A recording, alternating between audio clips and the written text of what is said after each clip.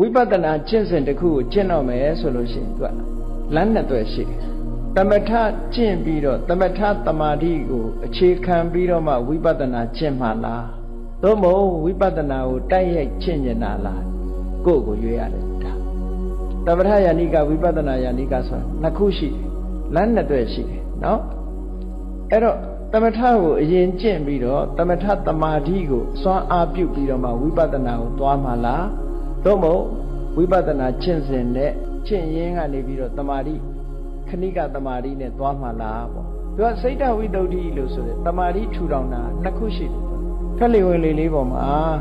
အာယုနမိတ်ပေါ်သည်ထိအောင်စိတ်ကလေးငြိမ်အောင်လုပ်တာဒါငြိမ်အောင်လုပ်ရုံတတ်ပဲသူကအမှန်ကိုသိအောင်လုပ်တာမဟုတ်ဘူးငြိမ်အောင်လေးတင်လုပ်တာအဲ့ဒီမှာ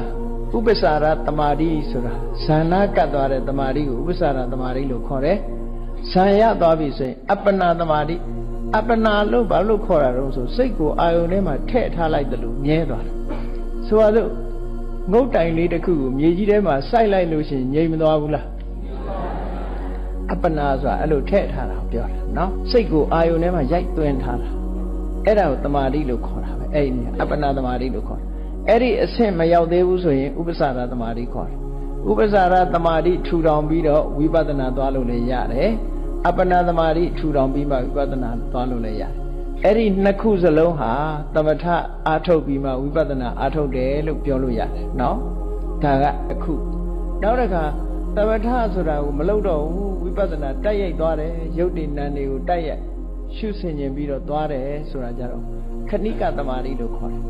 ခဏိကသမာဓိကိုလည်းပဲအဓိပ္ပာယ်အမှားကောက်တတ်တယ်ခဏိကသမာဓိရဲ့ဆိုလိုရင်းအဓိပ္ပာယ်ကဘာတော့ဆိုလို့ရှိရင်တဘာဝတရားတွေပေါ်မှာသိတဲ့အသိဥပမာဖြစ်ရင်ဖြစ်တဲ့အခိုက်လေးကိုသိလိုက်တယ်နော်သမာဓိရလိုက်တယ်ပြည့်သွားရင်ပြည့်သွားတဲ့အခိုက်လေးမှာသမာဓိရတယ်ဖြစ်တိုင်းဖြစ်တိုင်းသမာဓိရှိနေတယ်ပြည့်တိုင်းပြည့်တိုင်းသမာဓိရှိနေတယ်အဲ့ဒီလိုဖြစ်ခိုက်ပြက်ခိုက်ချုပ်ခိုက်တွေပေါ်မှာသွားပြီးသမာဓိကစဉ်ဆက်မပြတ်ဖြစ်နေတာကိုခဏိကသမာဓိလို့ပြောတာနော်အခုခဏလေးတည်တဲ့သမာဓိကိုပြောတာမဟုတ်ဘူးအဲ့ဒါအဓိပ္ပာယ်အကောင်လွဲတတ်တယ်နော်ခဏိကသမာဓိဆိုတာနောက်ကြတော့ထင်ရှားလာလိမ့်မယ်ခဏိကသမာဓိအဲ့တော့ဝိပဿနာတက်တက်သွားခြင်းရင်ခဏိကသမာဓိနဲ့သွားတာကောင်းပြီလမ်းနှစ်ခုရှိတယ်ကိုကြိုက်တဲ့လမ်းကိုကိုရွေး